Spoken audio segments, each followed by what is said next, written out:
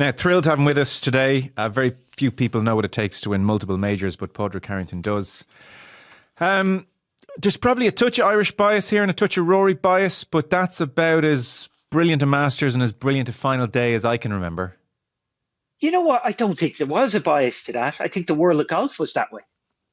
You only had to look at the overwhelming support from when they were cheering from, which was tough on Justin Rose. I don't think necessarily they certainly weren't cheering against Justin Rose. They just so desperately wanted Rory to win. I think the drama, the highs and lows of that round of golf, he somewhat reminded me of me, as in I always I win it and then I throw it away and then win it again. Rory was like that, and it was nice to see that he's human in the sense of, as good as he is at hitting a great shot under pressure, he's pretty terrible at playing defensive. He's just not used to that. So, the human side of it was good to see as well. Last night was many things, but as you say, it's hard to think, if you wanted to kind of point to an example of a more distilled, perfect demonstration of pressure golf when you have the lead and pressure golf when you're chasing, and what it does to any human being, Rory McIlroy very much included. Yeah. Because I fall into the category of really struggling when I'm defensive and being great with my back to the wall. When I see somebody who's good with a lead, I'm fascinated. How can they do that? And there's players who are average golfers, okay golfers, good golf, that get a lead and they play better. And I'm like, how did he do that? And Rory, Rory has won from the front plenty of times, but they're not as big events in the sense of, he knows he's better than everybody else. And I'm not saying he's showing off to the crowd, but maybe he is showing off to the crowd. Here, he's trying to win a tournament that he genuinely wants. He's got a 5-shot lead. And he just, we'd all say it was right to be defensive up 13. But the fact is, it nearly cost him. And if it did cost him, the amount of people that would have gone, well, why didn't he hit his driver, go for the green in 2, or even go from where he was in 2, make birdie and win the tournament? But look, as we all know with that horse racing saying, when you end up in your arse, you're always wrong. And the fact is, he made 7, so we'll second guess it. Thankfully, he got across the line. And not to digress here, but without a doubt, the biggest strategy change yesterday was Bryson. Bryson DeChambeau has made himself by hitting driver, being aggressive. What was he doing laying up off the third hole? He's got a 1-shot lead. He's got the tee. He could stand there, possibly drive the green. He's made his game. What was he looking for? Who was he looking to be? He changed his personality completely. He wanted to be. He's gone from being. He obviously doesn't want to be known as the US Open hurt Bryson DeChambeau. Basically, he doesn't want to be known as a slasher who gets it up and down and can play from everywhere. He wanted to be known as a clever golfer who's got finesse.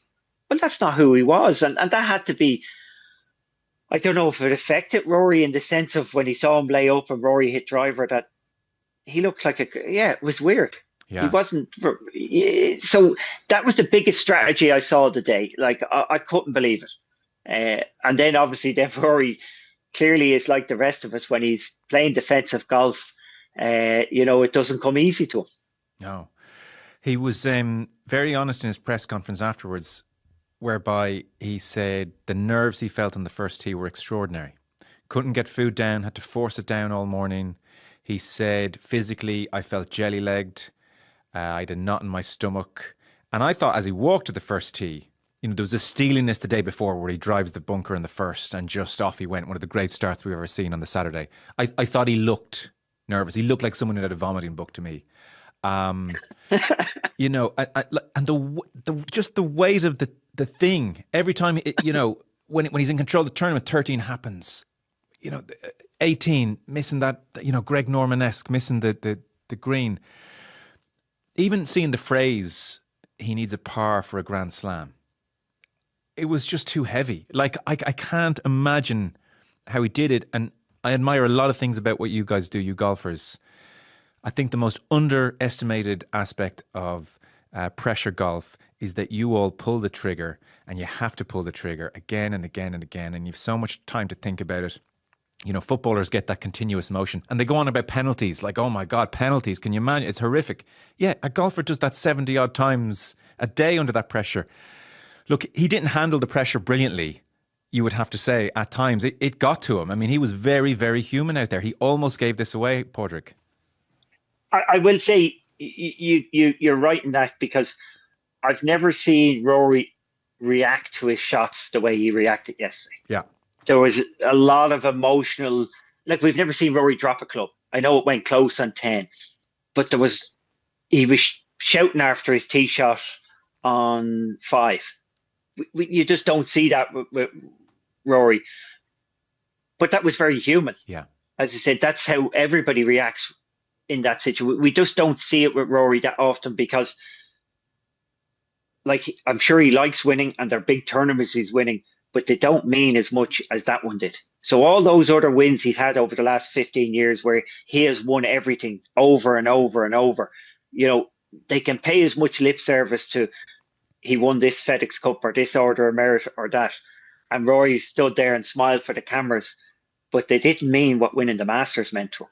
And that's the difference, the emotion. How many times did he hit a shot and bend over? I was going to say the second hole where he had that kind of 80 yards in, and he just had to spin it down towards the pin, and he almost caught it fat. The commentary team felt there was no spin on it, certainly. And he kind of, bearing in mind, Bryson DeChambeau's looking at me here. I've just doubled the first. It's like match play, and he crumples in a heap. It was like 2011 where he's leaning on the driver at the Masters. He doubled over, and I kind of thought, you know, geez, like, think body language here a little bit, even if it's just for Bryson's sake. Yeah. I was surprised that he was that outwardly emotional. You know, we're all that way. I'm delighted that he was. As in, we want, as a golfer, I want him to be human. I don't want him to be superhuman. You know, I want him to feel the same things I feel. I want him to be as anxious and nervous as I would be. We just don't get to see that with Rory at a lot of events, because he's so much better. He feels so much better. He knows he's going to win. This one, I think he felt that way coming into the event. You know, I had dinner with him a few weeks ago in Houston, and he just was so comfortable about who he was. I think that was, as much as Rory's been the best player for the last 15 years overall, we have had players come and go in that period that have shaken Rory. You know, Jordan Spieth for sure, you know, put Rory on edge. He was worried about. So we've had players like that. Scotty and Xander have both been injured this year. They both haven't shown the form. So Rory knew he was the man. You know, it's no, we're not saying, there's no point in everybody else telling him he's the man. He knew he was the man this year. Like back in 2011, he strutted his way around Congressional back then. Like, it was outrageous how much he was head and shoulders better than everybody, but knew it. It was like Monty back in the 90s on the European Tour, or Tiger Woods at his best. Rory had that feeling going into the Masters. Now, it wasn't there on Sunday, in the sense of there was the nervousness, the anxiousness was there, but I think he definitely felt like. Did you see he was the man? The man, yeah. Because I misread it. I texted somebody right before he hit that hook that almost went in an 11. I mean, oh my God, what are you doing to us? It was an exceptionally big break in 11, because if you watch it back, his ball jumped up when it landed, so his bounce took a lot out of it. Yes. And then secondly, it didn't get onto the green, which was obviously faster than the fringe. So both sides, if it got on the green, it was gone in the water. And if it didn't get that bounce, I don't think it decided the tournament, though. No, but I was just going to say, right before he hit that, I texted, you know, WhatsApp was hopping last night, as you can imagine. Everybody's like, I confidently on 10 was telling people, it's done. He can see Bryson's not at the races. Bryson's not at the races. Everyone else is too far back. Rory is cruising here. I remember messaging the group saying, don't worry, Rory's going to get to 16 under here and sail home. It'll be an ovation up 18, a procession. Did you read the same, or as he turned into Amen Corner, were you still thinking this is so far from done? I know. I thought it was done. I do agree. Augusta has the most risk reward. That the same shot can lead to an eagle and a double bogey. There's not much difference. But it wasn't windy yesterday. I think the biggest difficulty yesterday was the speed of the greens. They were incredibly fast. Everybody, you couldn't hit anything from 5, 6 feet. You couldn't hit anything with authority because it was going 4 or 5 feet past. So that's where the difficulty was. I think Rory was exceptionally comfortable coming home. I really didn't see a doubt with a 5-shot lead. And as you said, Bryson's change of personality on number 3, the oddest thing ever, him laying up. He just wasn't there for the rest of the day. He didn't want to be the player he wasn't at Pinehurst. He wanted to be somebody else. Yeah. He wanted to be a clever golfer. He didn't want to be known as the hit and gouge guy from the US Open and Winged Foot. And again, it was an incredible change of personality. He was out of it. And as well, Bryson coming up with this afterwards, he didn't talk to me. Who does Bryson want to be? Like, you can't be. Like, could you imagine going? Could you imagine going out in the football pitch and saying to the guy marking me, he wasn't chatting to me, he wasn't very nice to me, or as in, it's one thing if a player can choose to talk. I don't have a problem with that. Like if you went back to me in the PGA at Oakland Hills, I talked the ear off Charlie Wee over the last 36 holes, but I didn't say a word to Sergio Garcia. Yeah. Because it suited me to talk, but I ain't trying to relax to the other guy. I'm So I think, Bryson, that was a weird one with Bryson. Clearly he was off his game, but his ego, he was chasing something that he isn't. He was chasing being clever. I think he's burned. I'm not saying he's not clever. No, I know what you mean. He's chasing being a clever golfer. That's not his style of play. I think he's slightly burnt. Remember, he came out and said, this is like a par 67 for me, and the criticism was like overwhelming. I think he's gone too far the other way, as you say. Even 3-wood off the first, I was curious, would he matched Rory for driver off the first yesterday? So maybe too much restraint and boxing too clever, as you say. Yeah, I think the first hole, as much as it was the right play for the longer hitters, it's a tight drive, and they couldn't carry the bunker. But if Bryson stood up there and carried the bunker, he's 2 shots behind as well at this stage. That's putting a flag in the ground. If Bryson stands up on 3 when he's got a 1-shot lead and drives the green, he had a chance to intimidate Rory. Laying up, and it's an incredibly difficult layup. It's an incredibly different second shot. That's just not his style. Rory, Rory has to be thinking, and even if it's only deep down subconsciously, that he's the bigger player. Yes. Well, so I do totally. So that's Bryson, but Rory also had to beat Rory. So 13, I thought of you. 13, I thought, oh my God. Yeah, I did. I thought of you and I thought of Van de Velde. Now, one of you had managed to regroup and one of you didn't. And thankfully, Rory managed to regroup. But you would have like a visceral understanding of what I suspect, which is, oh my God, the embarrassment. The world is watching this. It's all, I'm scrambled. Enough, you know what he would have felt. Yeah. It's not, you don't get embarrassed by it. Right. No, that's not what's happening. You want to justify it. So if I stood over that pitch and hit it in the water, I'd actually want to get the microphone and tell you why it's happened.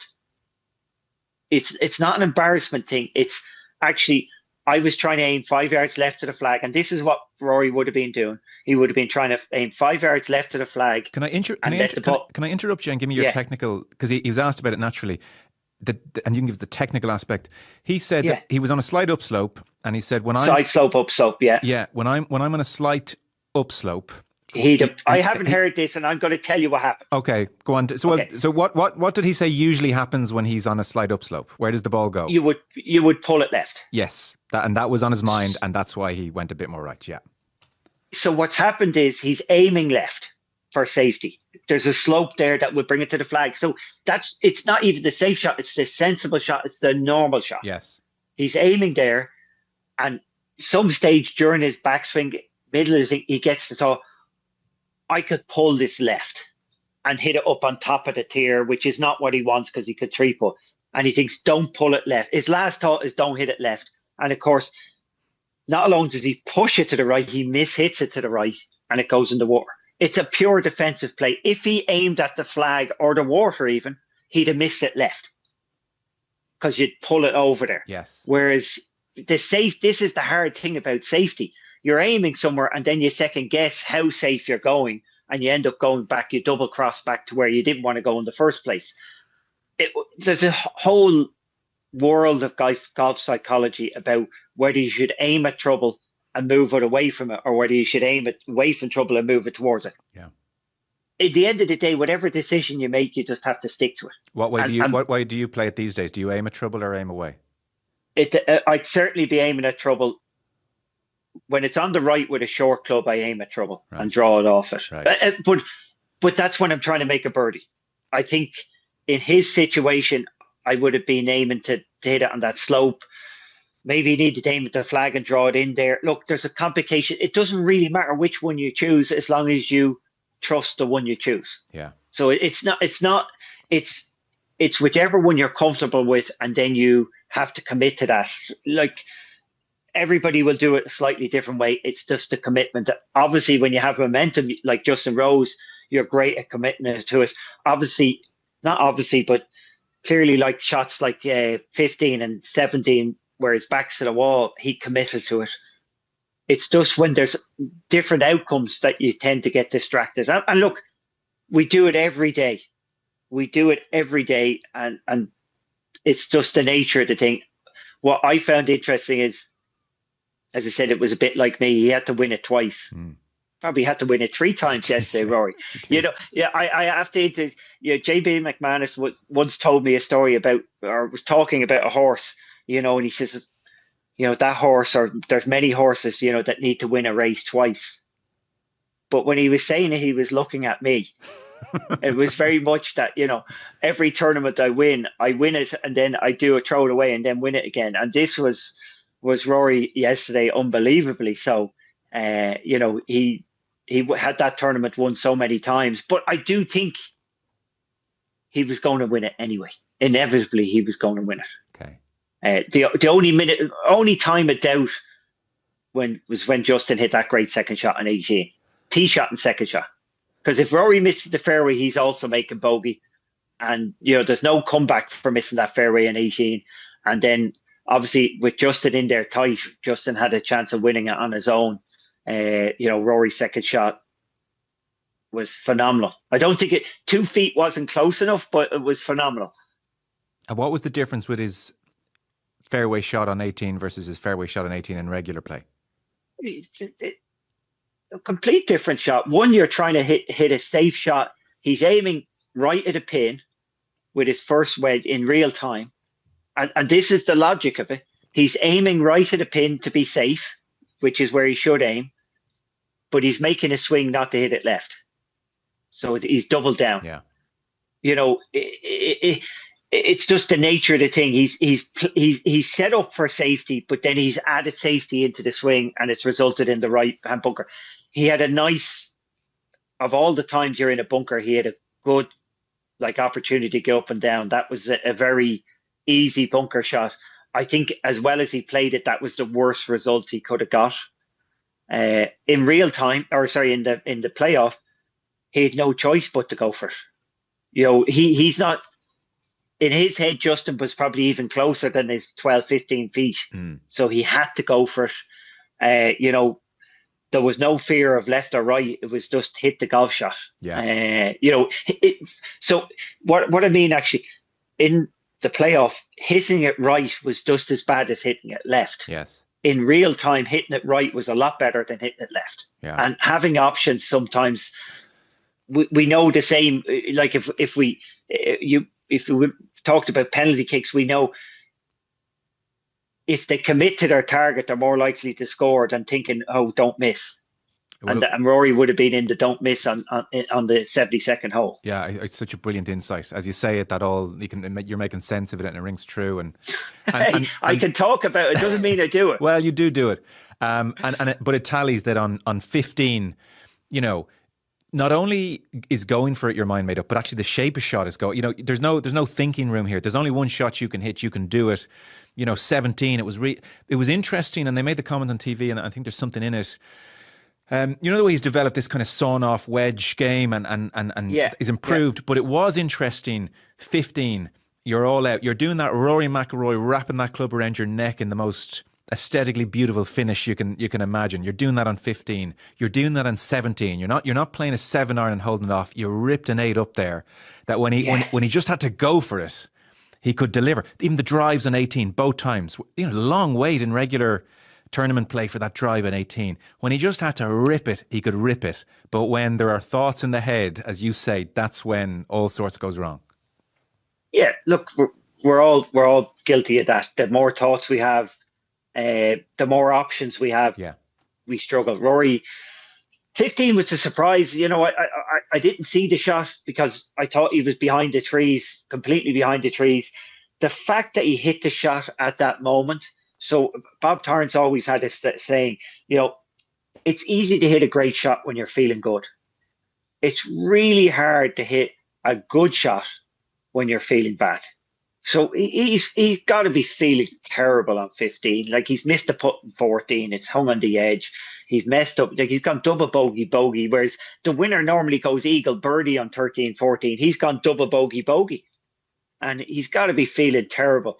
To hit a shot like that when you're feeling terrible, that's impressive. That really is impressive. Such a difference in mindset when you're at a low ebb to hit a great shot. And it was a good shot for him. He knew he could hit it straight and it'd be in the bunker, and that was a good miss. To land it on the front of the green, I think, was what was special about that shot. Not the draw. A lot of players would have hit the same shot, pitched it at the hole, and it would have gone 10, 15 yards over the green. It was landing on the front of the green was what was special about that shot. Incredibly so. And as I said, the one in 17 was very interesting. He hit a very conservative tee shot. I wouldn't have been able to play the hole that way. Justin Rose wasn't able to play the hole that way. Justin was unlucky. He hit a good drive that just tailed off in the rough, got blocked out. But the reality is Justin Rose didn't want 190 yards into the green on 17. Rory handled that because he's one of the few players that can hit an iron. Like, let's face it, most players would have been hitting a 6 or a 7 iron from where Rory hit an 8 iron from. He hit it into the clouds to get it to stop. It's not a shot anybody else would have wanted. It was a very, very, very cautious, conservative. It was not just a conservative play off the tee. He made a conservative swing, but by God, did he come up with it? Like, the second shot was the opposite of the tee shot. Yeah. But he was one of the few players, like himself and Bryson would be the only two players in the field capable of hitting that shot. Okay. And obviously Bryson was off his game. A couple of strands which you'll congeal on one kind of central point, and I've heard you talk before. Certain players put themselves in contention. It hurts a lot if they don't win, and they're consciously or subconsciously there can be a self-sabotage going forward. I don't want to feel that kind of pain again. US Open, St. Andrews, you name it. And Rory talked at the start of this week about, like, post-COVID, almost saying, look, I need to learn to live again. And if I get my heart broken, I get my heart broken. But I'm resigning to put myself where I might get hurt again. It was fascinating, and again reminded me of you. Ally that to what do you think Bob Rotella has done from here? And then part of that, you said when you dinner with him, it's a very interesting line. You were struck by how comfortable in himself he was. So congeal all of those three things for me. Look, it comes down, he's been the best player for 15 years, but at times other players are better than him. At this very moment, he knew his game was where it wanted to be. The fact is, there's no other player in the game at the moment. You have Scotty and Xander are a little bit injured. Bryson would have been a worry to him, but he's not looking over his shoulder, Bryson. He was fully committed to himself coming into this. And if we look over the last 4 or 5 years, he's had this crazy every year of new schedules, trying to figure out how to get ready for the Masters. I'm not playing it. I'm turning up early. I'm playing loads of it. Like, just this year, he was comfortable with who he was, how he was preparing, where he was at. I think that would have allowed him to buy more into Bob Rotella. and just trusting your target, playing your own game, doing your thing. There's no doubt he was exceptionally emotional after a lot of shots on the golf course, and that wouldn't be Bob Rotella stuff. He was talking to his golf ball a lot. He was bending over and reacting a lot. But certainly his overall attitude during the week, and I'm sure coming into this, Bob Rotella has been in his ear, not just this week, for months, has been exactly where he wanted to. He wasn't coming into this with this searching mindset, worried about other players. He was very ready and comfortable with who he is, and that's what you can see from the outside. He always has the game. I will say, a lot of people will go on about, hey, he's improved his wedge play or something like that. Yeah. Well, the fact of the matter is, he was the best wedge player in the game for 2-3 years. 2019, 2020. I remember Paul McGinley coming out with that stat, and I'm going, what? And he was the best on tour from 75 yards to 125 yards. So that's not where it's changed. Where I see a big change is the drive he hit off the 18th at Pinehurst last year. So he's come down the 18th under pressure. Some people are second guessing, saying she did 3-wood. Rory's not, like all great drivers, Rory's not a great 3-wood player off the tee, but he's a fantastic driver. He's reached for driver, he's gone for this fade, and he's hit a pull draw, which he was doing at this time last year. He was trying to hit a fade to stop hooking the ball, and he wasn't hitting it. At the race to Dubai last year, he's figured it out. So when he's gone for a fade in the past, it's been a high fade. Now, when you see that tee shots on 18, it's a low fade, which is a distinctly different shot, much more playable. When you get a little steeper on the ball, it helps. Hitting up on the ball, it's very hard to hit a fade hitting up on the ball, or when it goes wrong, it goes horribly wrong anyway. So this low fade, and Rory's long enough to hit a low fade, has been a go-to shot. Yeah. I've seen him hit it several times under pressure. He hit 2 magnificent tee shots, 72nd hole and the playoff hole, and they're both squeezed out there, low fades. It makes a difference to him. To me, if he had that shot, I don't say if he had that shot last year, but he has that shot now, and I see him being able to hit it. He hit a fade off with his 3-wood off 17. It was a conservative swing as well, but yeah, it makes a difference to him, because he's great at hitting the huge high draw and straight shot when there's no stress and no trouble left. He did need that. How do I get this ball for sure in play with my driver, like a long way down there with his driver? Yes. And that makes him very dangerous. I don't see anything different in his game. Maybe the 3/4 shot follow through. He thinks it's a difference, and that's a nice thing. But I see the real difference in, he has a shot there when he doesn't need to hit it 350 yards, because he can still do that. But he has that shot when he's got, when he wants to get it out there on a reasonably tight hole, 320 yards. That's so interesting. I haven't heard anyone else say that, but it's so interesting. And I can see how he would have easily fallen into the trap of, on a driving range. I mean, you want to take everyone's breath away? Watch me pump this with a 3-yard draw, 350. Why would I work in an ugly, scuddery fade? And actually, it's not an ugly. It's a beautiful shot. I know it's beautiful, but in his world, on the driving range, and you've got Harrington next to me, it's like, Paddy, have a look at this. He's not hitting the scuddery fade up the left. We were hitting beside each other in Houston, and I'm always lashing. He came in, and the minute he started hitting balls beside me, he started lashing them up in the air too. Like it was not none of this try. It was towering draws. Who could get the most ball speed? We were hitting each other's monitor. We were having a go, and he did. Yeah, it's very impressive. But he did that in the tournament. He hit one down 16, 355 over the water at Houston, and it was incredible. Yeah. But it's that shot up 18 he needed. Yes, he did it at the race to Dubai up the right hand side. Hit these low fades.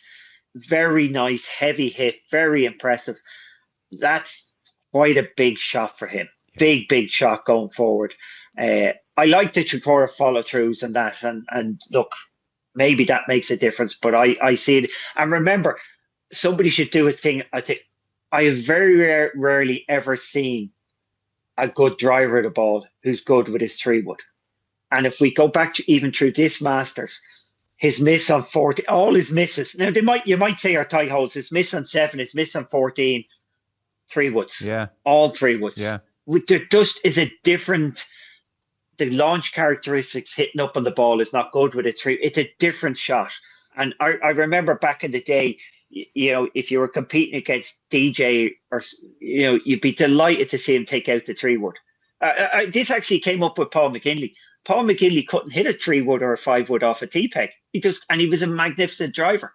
Like, good drivers are, and we're seeing what's happening in the game.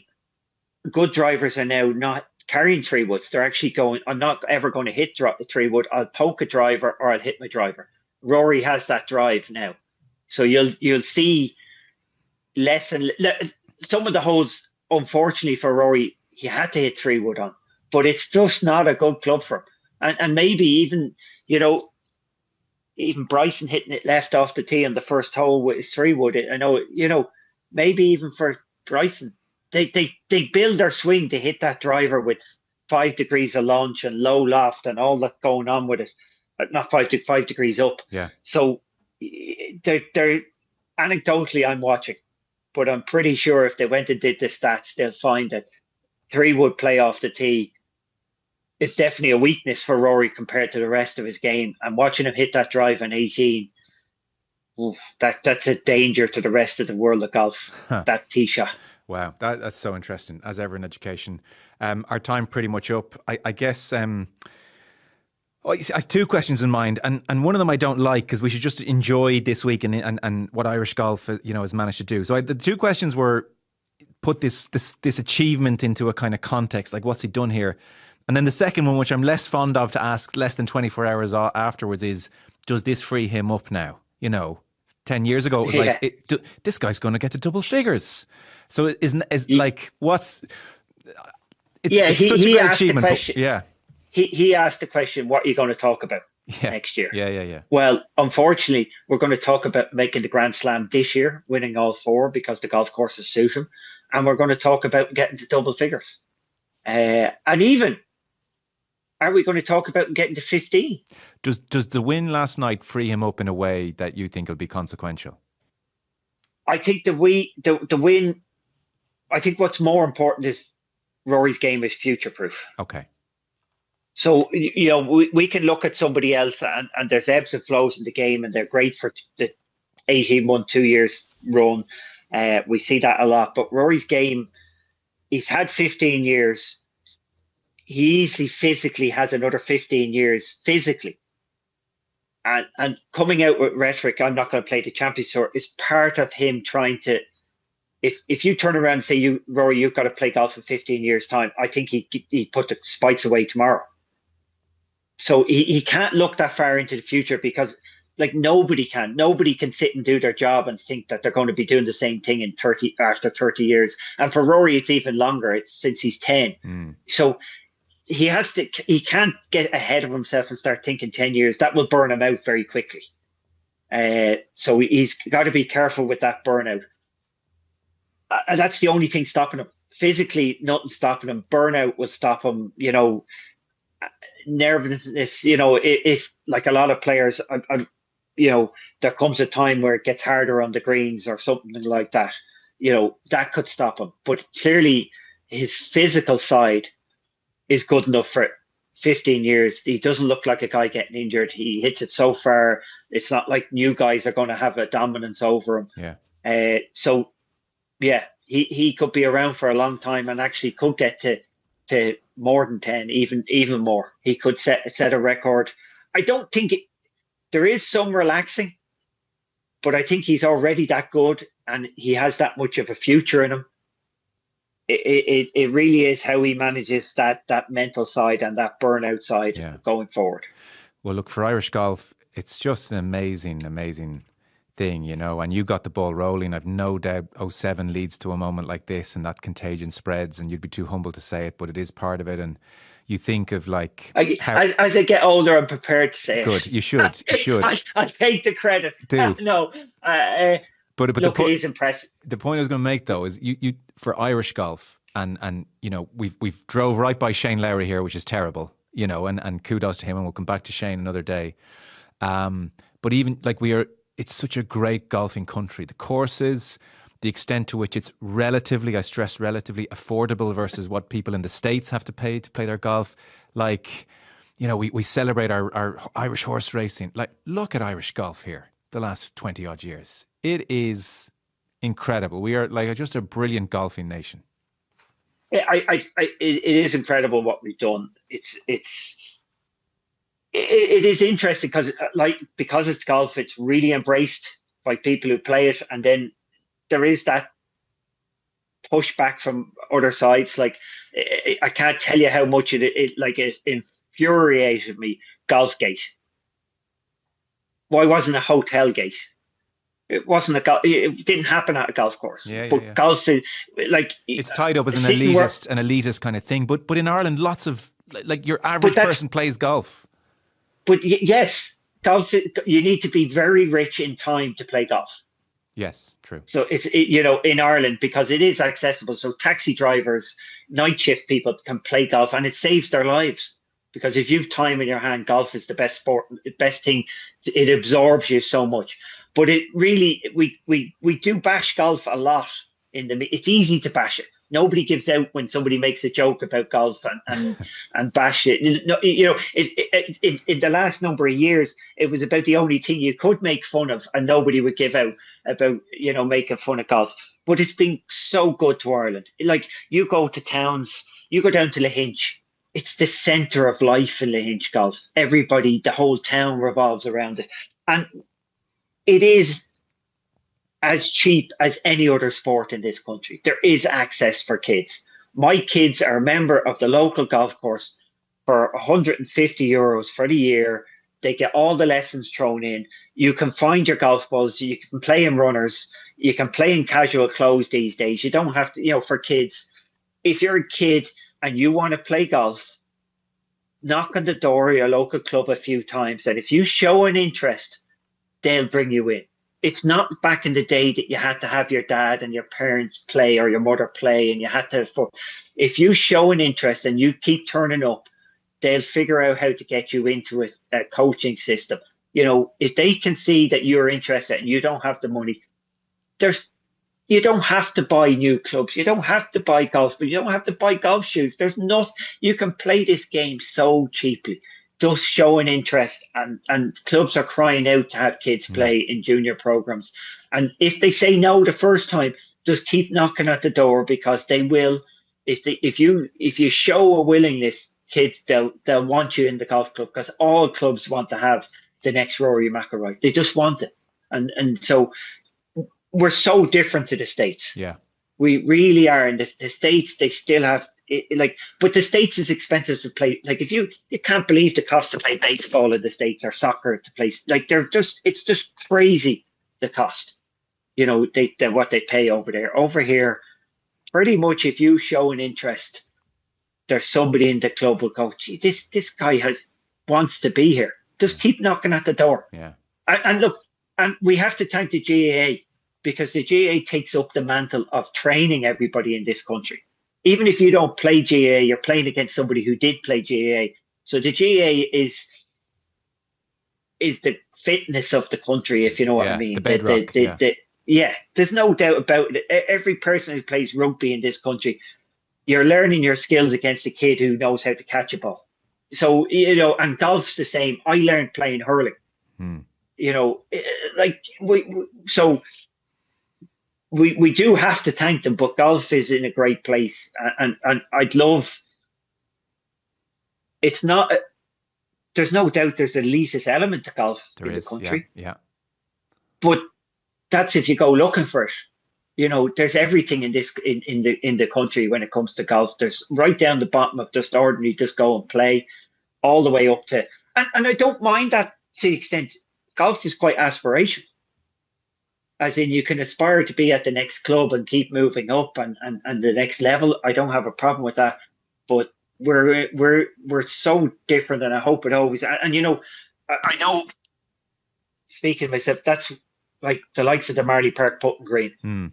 You know, the whole idea of that is to get people to walk by in their runners out running, having a walk, and go, I'll have a go at that. Yeah. That's not so scary, and there's more to come, and that's it. We've got to make golf not scary for the people who are afraid of it. Because, yeah, and you know what? I have no problem with, I'm sorry we're having a rant here. I have no problem with somebody who has a go at golf and doesn't like it. Sure. But I want everybody to have a go, have the opportunity to have a go. And if they like it, they're the people we want. We're not too worried. If you don't like it, go do something else. That's great. I can tell you all I like, that it extends your active life by 8 years and things like that. But what we really want playing golf is people to have a go, give them the opportunity, and then the ones who love it will grow the game forever. Well said. Well, look, I suspect in 20 years there'll be a professional talking about watching Rory on the TV in 2025, and that ignited them, and hopefully they do go and play. Thank you so much with your time. We've gone slightly over, as tends to be the case, but what a great evening's golf and a great achievement. And Pádraig Harrington, thank you so much. Brilliant. It's been great for Ireland and great for golf.